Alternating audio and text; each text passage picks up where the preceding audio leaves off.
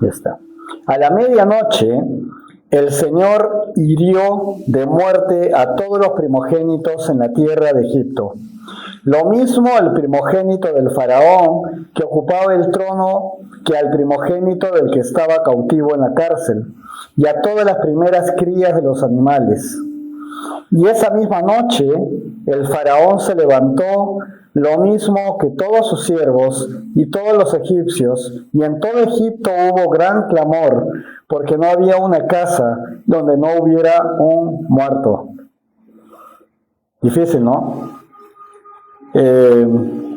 Vamos a ver ahora algo que hemos revisado uno por uno y a veces de dos en dos, en cada una de las enseñanzas de Éxodo que hemos tenido en los últimos miércoles. He ido mostrando al Dios, supuesto Dios, que tenían los egipcios y al cual nuestro Señor, Dios verdadero, iba rebatiendo, ¿no? Vamos a ver ahora estos cuadros. Miren, ahí están los 9 dioses o todos los dioses mencionados en todas las enseñanzas anteriores. Se los puedo decir, a ver si me llega a la vista. Está Api, está Ejet, está Jeb o Jeb, está Kepri, está Atón, está Imhotep. Ajá, ¿quién más está?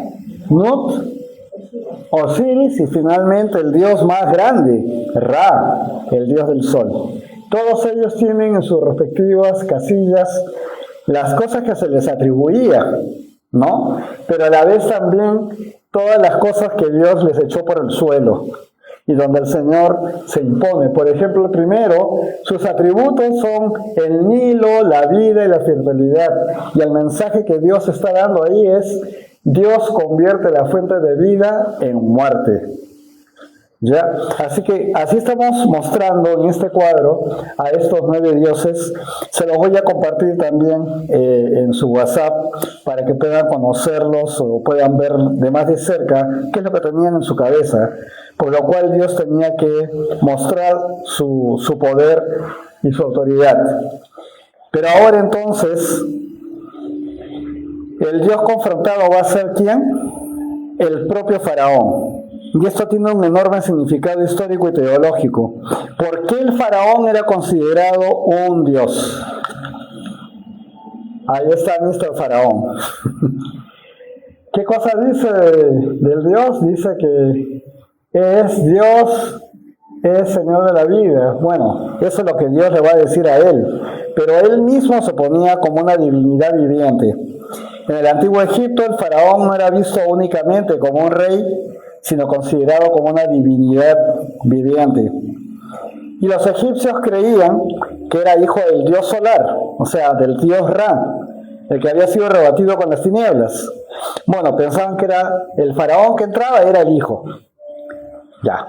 Especialmente desde el Reino Nuevo, ya del último, digamos, se le estaba atribuyendo, él mismo se atribuía esta condición de Dios. También que era el intermediario entre los dioses y los hombres. Qué interesante, ¿no? ¿Qué cosas hacían? Oraban y él hacía algo, seguramente tenía sus ritos, crearon ritos para parecer de que él estaba hablando con algún dios, ¿no? Garantizaba el orden del universo, ¿ya? Al cual llamaban Maat, con doble A. Tenía autoridad absoluta sobre la vida del pueblo. Y tras su muerte, era identificado con Osiris y su sucesor con Horus. Era toda una estructura de idolatrías que para ellos tenía mucho sentido, ¿no? Ya, en pocas palabras, para Egipto el faraón era un dios hombre. Por eso Dios no destruye solamente el reino de Egipto, también destruye la pretensión divina del faraón. Si recuerdan, en las 2 oportunidades que he predicado al evangelista Lucas, del tiempo en que nace Jesús, el momento geopolítico en que nace Jesús, había un emperador romano, que se llamaba Tiberio, ¿no? Augusto Tiberio. ¿Y qué pasaba con este emperador? Este emperador, a diferencia de sus antecesores, también tiene esta posición como la del faraón. Y de pronto él se atribuye el ser un Dios hombre, un Dios en la tierra. Y él dice que es el Dios en la tierra y comienza pues a tener un dominio enorme. Él se basaba en su poder, en su expansión. Pero en ese tiempo, y eso es lo interesante, justamente sucedía que el verdadero Dios estaba naciendo en la tierra, Jesús. Entonces, los momentos en que estamos viendo que sucede esto, que lanza el censo, que José y María se van para Belén para registrarse en el censo, pues María está con la barriga así y termina dando a luz ahí, ¿no? Eso es lo que sabemos. ¿En dónde? En Belén. Y las profecías anunciaban que él iba a nacer en la tierra de David, ¿no? Se le llama en Isaías la raíz de Isaí. ¿Quién era Isaí? El papá de David.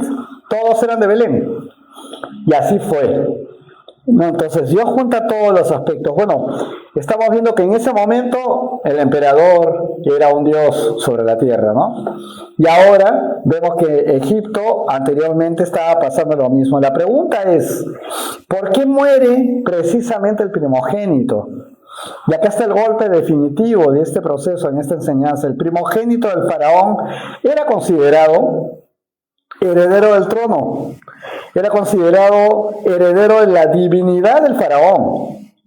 Piensa cómo funcionaba eso. Era el futuro Dios viviente. O sea, mientras que no moría su padre, él era un chico, un joven de carne y hueso.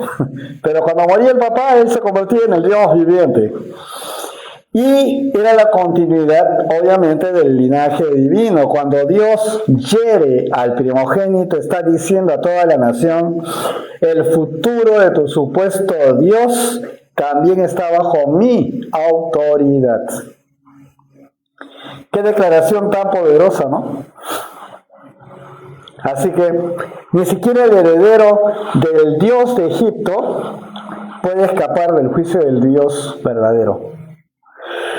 Hasta ahora Dios, el gran yo soy, había demostrado, yo gobierno el río, a la tierra, a los animales. Yo gobierno la salud, el gobierno, el clima y el sol.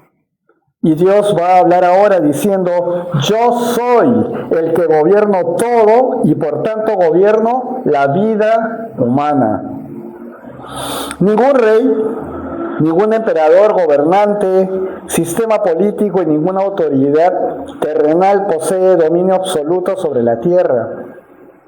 Solo Dios.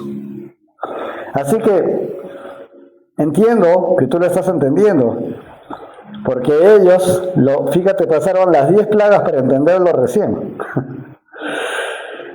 Llegamos al momento más solemne de todo el relato de las plagas. Entonces, durante meses Dios había advertido, había mostrado su poder, había concedido oportunidades para arrepentirse, pero finalmente llegó el momento en que su justicia se manifestó con toda plenitud. Lo que Él promete también lo cumple. ¿Lo vuelvo a decir? Lo que Él promete también lo va a cumplir. Muchos pueden preguntarse, ¿por qué una sentencia tan severa? La justicia humana, ¿no? ¿Por qué una sentencia tan severa? Porque Egipto había persistido durante años en la esclavitud, había mantenido la idolatría, el rechazo deliberado al Dios verdadero. No es que no conocieran acerca de Dios. Acuérdense que son los hebreos que han estado 430 años prosperando la tierra de Egipto. Ellos son la base de la prosperidad. En realidad, Dios ha sido la base de la prosperidad a través de su pueblo para la nación de Egipto. Pero ellos se dedicaron a la idolatría y se volvieron totalmente soberbios. El juicio no ha sido un acto impulsivo de Dios. Fue la culminación de una paciencia extraordinaria que solamente Dios puede tener y que había sido despreciada una y otra vez. Y vamos a observar un detalle importante. Aquella noche el juicio no ha distinguido entre ricos y pobres. El juicio ha sido para todos. También entre el palacio y la prisión de los egipcios, entre los poderosos y los humildes, hay diferencia. Creo que ese video que he pasado ha mostrado bastante bien ese aspecto, ¿no? Se ve que a todos les cae. Se ve que a todos les cae. Entonces, cuando Dios juzga, todos comparecen bajo el mismo estándar de su justicia. Pero también aquella noche quedó demostrada otra gran verdad. Donde estaba la sangre del cordero, el juicio no entró. Ahí estaba la sangre del cordero en los dinteles, ¿verdad? El juicio no entró ahí. Y esa es una hermosa figura del Evangelio, porque el juicio que nosotros merecíamos, cayó sobre nuestro Señor Jesucristo. El Cordero inmolado, el Cordero de Dios que quita el pecado del mundo. Por eso hoy los creyentes vivimos bajo la gracia y no bajo condenación. Sigue este cuadrito, donde vamos a ver lo que dice Pablo, el apóstol Pablo en Romanos capítulo 8, versículo 1. Por tanto, dice, no hay ninguna condenación para los que están unidos a Cristo Jesús. Los que no andan conforme a la carne, sino conforme ¿a qué? Al Espíritu. Si andamos conforme a la carne, nos convertimos en carnales. Así que esa palabra está en las cartas de Pablo varias veces. Vean Gálatas, vean Corintios. Muy bien, vamos a ir entonces al versículo 31, ¿les parece? Vamos a leer el versículo 31 y 32, dice así. Vamos a ver cómo el faraón finalmente cede. Esa misma noche, el faraón mandó llamar a Moisés y a Aarón y les dijo: apártense de mi pueblo ustedes y los hijos de Israel y vayan a servir al Señor, tal y como lo han pedido. Llévense también sus ovejas y sus vacas, como lo han pedido, y váyanse. Y bendíganme también a mí. Esto final. Ay. No sé qué pensaría el faraón, pero bendíganme también a mí. Se hubiera ido con ellos, pues, ¿no? Así. Hubiera dejado todo y se hubiera ido con ellos. El faraón finalmente permite salir a Israel de su esclavitud de Egipto, pero no porque haya amado a Dios o se haya arrepentido de su testarudez. No es por eso, sino porque el juicio se ejerció sobre su propia familia. Le tocaron la familia. Existe una gran diferencia entre ser quebrantado por las consecuencias y ser transformado por el arrepentimiento. ¿Repito eso? Sería bueno que lo escuchen. Existe una gran diferencia entre ser quebrantado por las consecuencias, por las situaciones, o ser transformado por el arrepentimiento. Es muy diferente. Y el dolor puede cambiar nuestras circunstancias. Quiero que piensen, estoy pensando en Judas todo el tiempo. Él hizo una obra y no pensó que a su rabí le iban a hacer todo lo que le hicieron. Se desesperó. Finalmente fue cuando lo vio cómo le estaban tratando y en ese camino y le tira las monedas. Le dice a los sacerdotes que le habían pagado. Les dice que paren todo esto y ellos lo ignoran. Y él agarra y le tira las 30 monedas, gran cosa la que hizo. Se va corriendo y se ahorca. ¿Eso es arrepentimiento? Eso es un cargo de conciencia así del tamaño de toda esta cuadra. Eso no es arrepentimiento, son las consecuencias de lo que hizo, lo que lo pone así. Aquí está la consecuencia de lo que ha hecho el faraón. Debe haber estado pensando, a la segunda plaga nomás los hubiera soltado. Pero he perdido a mi hijo. He perdido a mi hijo. Me ha matado a mi hijo. Bendíganme a mí. Por eso digo que bárbaro. El dolor puede cambiar nuestras circunstancias. Sí, el dolor puede cambiar las cosas como las vemos. Pero solo cuando Dios cambia el corazón de los hombres, ahí Él es el único que lo puede hacer. El faraón cede exteriormente y a la luz de Moisés, a la luz de Aarón y de todo el pueblo de Egipto y de Israel, ¿no? Cede, pero su corazón va a seguir lejos del Señor. Y esto sigue ocurriendo hasta hoy. Hay personas que buscan a Dios solamente cuando atraviesan pérdidas, enfermedades, dificultades. Ahí están buscando a Dios.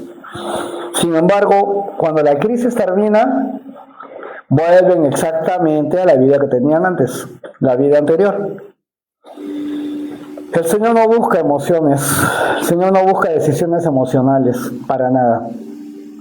Varias veces le he dicho, tienes una emoción que te pone en lo más alto, brillas, estás feliz, estás así, gozoso, gozosa de las cosas que van pasando, te vas y te acuestas feliz de la vida, suspiras y dices, gracias Dios. Al día siguiente te levantas con una mala noticia y tienes que estar ahí y comienza la cosa a ser tan grave que a lo mejor si tienes una pistola en tu cajón te metes un tiro. Emociones. Arriba, abajo, arriba y abajo. ¿Sobre eso vas a hacer tu vida? ¿Sobre eso has hecho tu vida? Sobre eso yo hice mi vida. No hubo ninguna pistola, gracias a Dios. Pero yo sé lo que es tener decisiones emocionales. Él busca una entrega real, una entrega genuina, una verdadera entrega del corazón para restablecer su relación con el hombre y la mujer arrepentido de sus pecados delante de él. Eso es lo que él está buscando. Miren lo que dice este profeta menor, porque es uno de esos pequeños libros del Antiguo Testamento, Joel, capítulo 2, versículo 13, ¿verdad? Dice, desgárrense el corazón, no los vestidos. Ahí está hablando. Está hablando de arrepentimiento y está hablando de emociones. Desgárrense el corazón, no los vestidos, y vuélvanse al Señor su Dios, porque Él es misericordioso y clemente, lento para la ira y grande en misericordia, y le pesa castigar. Dios no quiere estar castigando.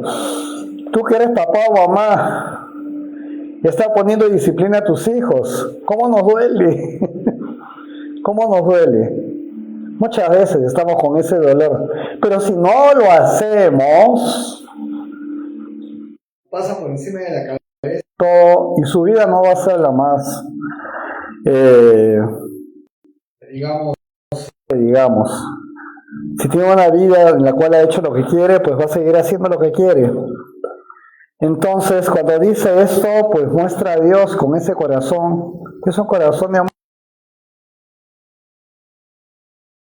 Dos domingos, ¿no? El padre que no le gusta, le empieza a castigar. Yo he visto padres llorando después de haber dado disciplina a sus hijos. He visto madres así también llorando, pero manteniéndose firmes, porque saben que lo que viene es mejor para ellos, pero ellos tienen que comenzar a eliminar ese corazón que quisiera hacer totalmente, darle felicidad todo el tiempo, pero Dios tiene ese corazón y nos lo ha trasladado a nosotros. A Él le pesa castigar, pero es grande en misericordia. Versículo 33. Vamos a terminar aquí con esta parte de la palabra. Vamos a ver cómo Dios cumple sus promesas y libera a su pueblo. 33 al 36. Los egipcios ya se daban por muertos. Claro que sí. ¿Cómo no? Ya de hecho habían muerto los primogénitos, ¿verdad? Después de tantas plagas. Los egipcios ya se daban por muertos. Así que apremiaban a los israelitas para que se dieran prisa y abandonaran el país. Ojo, ¿recuerdan hace algunos miércoles que los mismos siervos del faraón le decían, por favor, mándelos, ya sáquelos, ¿no? Ellos mismos le pedían al faraón que ya de una vez les dé la liberación. Y el faraón, R con R, no lo hacía. Los israelitas, dice el versículo 34, por su parte, envolvieron su masa en sábanas y se le echaron al hombro. ¿Qué cosa es su masa? Su masa es lo que hacen para el pan, ¿verdad, Rosita? Claro, su masa para hacer el pan, toda esa masa se le pusieron atrás, ¿no? O sea, no había bodegas pues para ir a comprar el pancito en bolsa, ¿no? Ahí ellos tenían que llevar su comida. Envolvieron su masa en sábanas, ya han sido bien grandes, y se la echaron al hombro para llevárselas antes de que fermentara. Ese es el tema. Además, versículo 35, hicieron lo que Moisés les había ordenado y pidieron a los egipcios que les dieran alhajas de oro y plata y vestidos. Me acuerdo que Adita levantó la ceja la vez pasada cuando, ¿qué? ¿Le van a dar joyas, dinero? Sí. A eso les había ordenado Moisés. 36. Y el Señor hizo que los egipcios vieran a los israelitas con buenos ojos y les daban todo lo que les pedían. Así fue como ellos despojaron a los egipcios. Fíjate. Qué interesante, ¿no? Después de 430 años que los han tenido ahí, Israel es liberado. Años de esclavitud. No ha tenido que planificar una rebelión ni fraguar un gran escape. No se va derrotado. Más bien Israel sale fortalecido como un pueblo que ha sido redimido únicamente ¿por quién? ¿Por el faraón? Por Dios. Dios ha hecho todo. ¿Qué cosa hizo Moisés? Hizo lo que hacía Dios, ¿verdad? ¿Qué cosa hacía Aarón? Hablaba por Moisés, ¿no? Lo que Dios le había dicho a Moisés. Lo demás lo hacía Dios. Y Dios es el que decía todo lo que tenían que hacer. Y vamos a observar entonces algo que realmente es maravilloso, ¿no? Los egipcios entregan espontáneamente plata, oro y vestidos. No era un saqueo. Era Dios cumpliendo exactamente lo que había prometido siglos antes a Abraham. Dios nunca olvida sus promesas. ¿Qué le dijo a Abraham? Hemos visto esto en Génesis capítulo 15, versículos 13 y 14. Entonces Jehová dijo a Abraham, ten por cierto, que tu descendencia morará en tierra ajena. Y será esclava allí, y será oprimida 400 años. Mas también a la nación a la cual servirán, juzgaré yo. Y después de esto saldrán con gran riqueza. ¿Reconocen la historia? Todo lo que acabo de decir es lo que pasó con Israel en Egipto y lo que acaban de ustedes escuchar. Y están saliendo con gran riqueza. Eso lo dijo Dios a Abraham, cuando ni siquiera le había cambiado el nombre a Abraham. Todavía era Abraham. Y Sara era Sarai. Ni siquiera eso había pasado y Dios ya estaba avisando de lo que iba a pasar con el pueblo más adelante.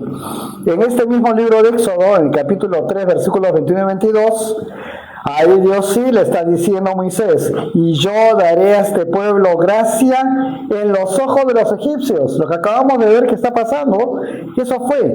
Gracia es que están dándole regalos. Oye, perdón, por ti yo he recibido 9 plagas. Y he perdido mi primogénito. Toma oro, toma plata, toma vestidos, llévatelo. ¿Ah?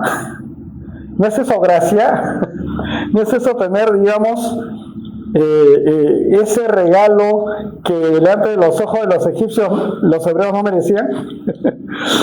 Todo les había ido mal, ¿verdad? A los egipcios. Y dice, yo daré a este pueblo gracia en los ojos de los egipcios para que cuando salgan no vayan con las manos vacías, sino que pedirá cada mujer a su vecina y a su huésped alhajas de plata, alhajas de oro y vestidos. Y un poquito antes de este capítulo también en Éxodo, Dice Éxodo 11, 2, 3, habla ahora al pueblo y que pida cada uno a su vecino y cada una a su vecina alhajas de plata y de oro. Y Jehová dio gracia al pueblo delante de los egipcios. Fíjense lo que ha pasado. Remóntate al tiempo de Jacob, la hambruna, ¿verdad? Y todo eso lo utilizó Dios para el reencuentro de los hermanos con José, que ya en este momento estaba al lado del faraón y prácticamente era el faraón. Y viene toda la historia de ellos. Finalmente, Jacob viene también a Egipto y ellos se asientan en el valle de Gosén. 70 personas. ¿Y qué cosa es lo que está haciendo Dios? Preservando a su pueblo y le está dando encima de eso la gracia, la anuencia del faraón por la confianza y el cariño que tenía sobre José. Hace todo eso y en la simiente del pueblo de Israel, donde están los 12 hijos, que van a ser las 12 tribus, pues todo eso es cuidado por Dios. Y ahora, 430 años después, se cumple lo que dijo Dios a Abraham, el abuelo de Jacob. Y salen llenos de riquezas. Han estado presos, esclavos, sufriendo. Ahora salen al desierto y se llevan todas las riquezas que los egipcios les quisieron dar. Como que salen bien forrados de ahí. Recuerden a Abraham. Recuerden a Isaac, recuerden a Jacob, todos eran multimillonarios en su época. Los llenó de dinero, los llenó de fortuna. Y así ellos fueron produciendo y fueron siendo personas que se ganaron el respeto, que conocían a Dios y que los veían prósperos. Pues ahora todo el pueblo sale así, con esa prosperidad. Hablábamos, mi hermana Eliana sí se va a acordar. Hablábamos que la prosperidad con la que José siempre se manifestaba en la casa de Potifar como esclavo, en la cárcel, esa prosperidad era igual a ¿qué? El poder de Dios. Y si tú tienes el poder de Dios, ¿hay algo más grande que lo que tú tienes? Nada es más grande que el poder de Dios en tu vida. Y tú tienes al Espíritu Santo en tu vida. Tienes entonces a Dios en tu vida. Tienes el poder de Dios. ¿De qué dudas? Él te ha hecho coheredero, coheredera de su gracia. Y te ha hecho coheredero, coheredera de todo el universo. Nada más. Nada más. Así que, ¿de qué dudas? ¿De lo mal que te fue el día de hoy? ¿De eso dudas? ¿Eso te hace pensar, de verdad, ¿y por qué no me va mejor? Bien, puede parecer que Dios tarda, pero jamás llega tarde. Cuando Dios actúa, todo ocurre en el momento perfecto, justo en el momento que debe ocurrir. Ya, no quiero tomarles más tiempo, pero tengo ejemplos que dar, si quieren me los piden en el cafecito. Tengo ejemplos que dar. Dios da sus cosas y sus respuestas y sus momentos en los tiempos perfectos y ninguno de ellos son imaginados. Son los tiempos perfectos de Dios. Quizás algunos hermanos, hermanas llevan años esperando una respuesta del Señor, tal vez por la oración por su hijo, tal vez por la oración de su matrimonio, tal vez por salud, por provisión, quizás por la restauración de tu vida delante de Él, de la vida de tal y tal y tal. La salida de Israel nos va a recordar que Dios nunca abandona a quienes confían en Él. Eso es lo que estamos viendo. Y cuando llega su tiempo,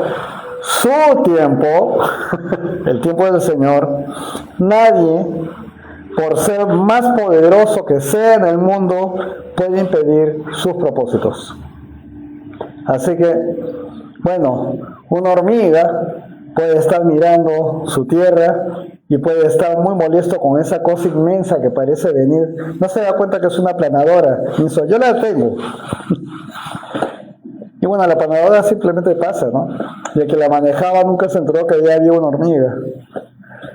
Ni le interesaba, ¿no? Bueno, imagínense lo que es querer enfrentar a Dios y evitar sus planes.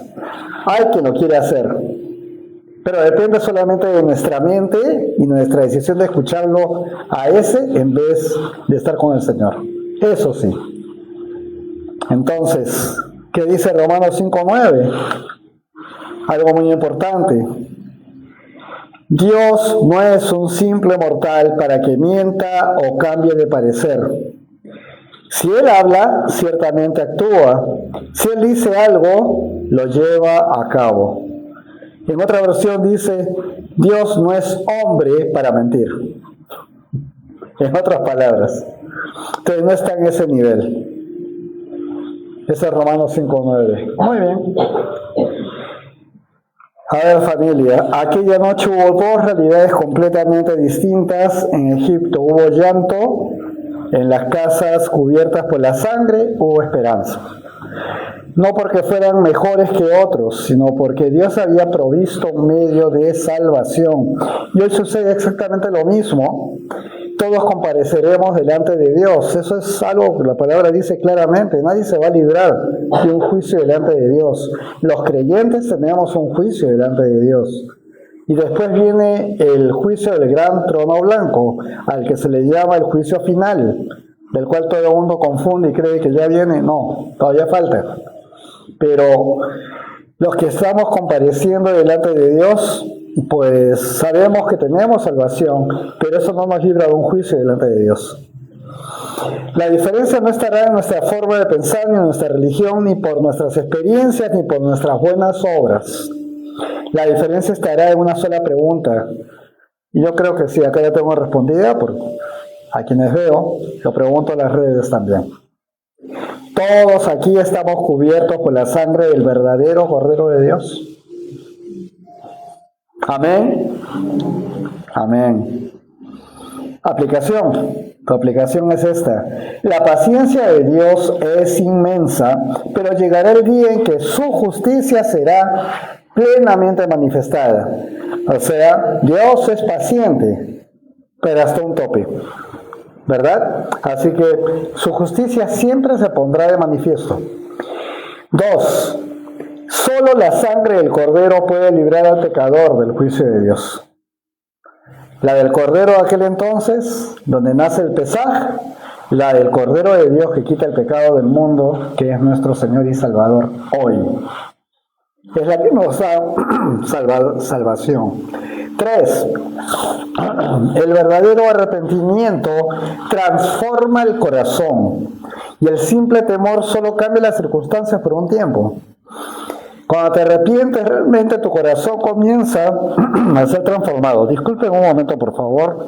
No quería interrumpir esto, sabía que podía parecer un poco largo.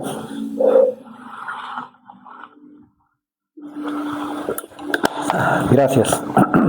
Bien, perdón. El verdadero arrepentimiento transforma el corazón. El simple temor solo cambia las circunstancias por un tiempo.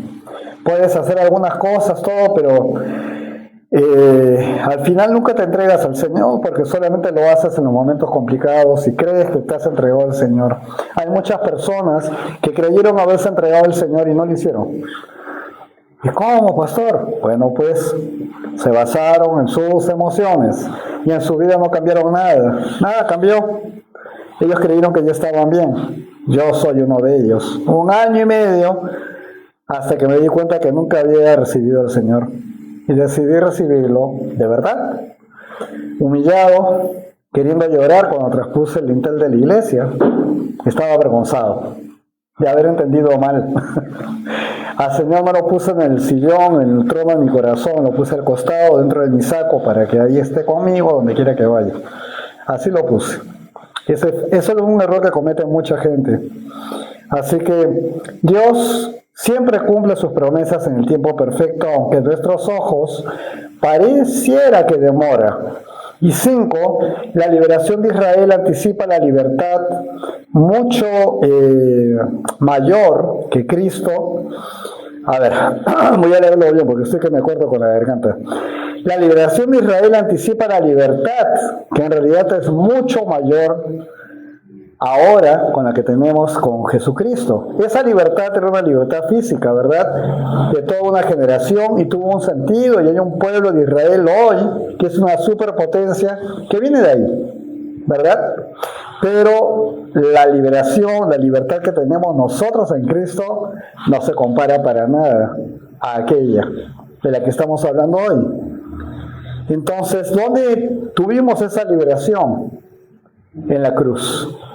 Nosotros hemos tenido esa puerta abierta al cielo a través de la cruz. La frase final que tengo para ustedes es: la sangre del Cordero libró a Israel de la muerte física aquella noche. La sangre de Jesucristo libra para siempre de la muerte eterna a todo aquel que cree. ¿Qué les parece si oramos y le damos gracias al Señor? Padre amado y Dios eterno, hoy contemplamos con reverencia, Señor, tu justicia y también tu inmensa misericordia. Gracias porque antes del juicio preparaste un camino de salvación para Israel, y porque desde aquella noche estabas anunciando el sacrificio perfecto de tu Hijo amado. Reconocemos que nosotros también merecíamos el juicio por causa de nuestro pecado. Sin embargo, por tu gracia, Señor, Jesucristo tomó nuestro lugar en la cruz y derramó su preciosa sangre para reconciliarnos contigo. Señor, guarda nuestro corazón de endurecerse como el del faraón. Cuida que no nos pase eso, Señor. Danos un espíritu humilde, sensible, y danos el oído dispuesto a tu voz, Señor, y dispuesto a obedecerte sin reservas. Fortalece la fe de cada familia de esta iglesia. Recuérdanos que ninguna de tus promesas caerá en tierra y que tú sigues siendo fiel aun cuando el camino parezca largo. Permite que vivamos cada día agradecidos por el precio de nuestra redención y que anunciemos con nuestra vida que solo Jesucristo salva, solo Jesucristo perdona y solo Jesucristo da vida eterna. Te lo pedimos en el nombre precioso, poderoso y glorioso de nuestro Señor y Salvador Jesucristo. Amén. Muy bien, vamos a cantarle al Señor.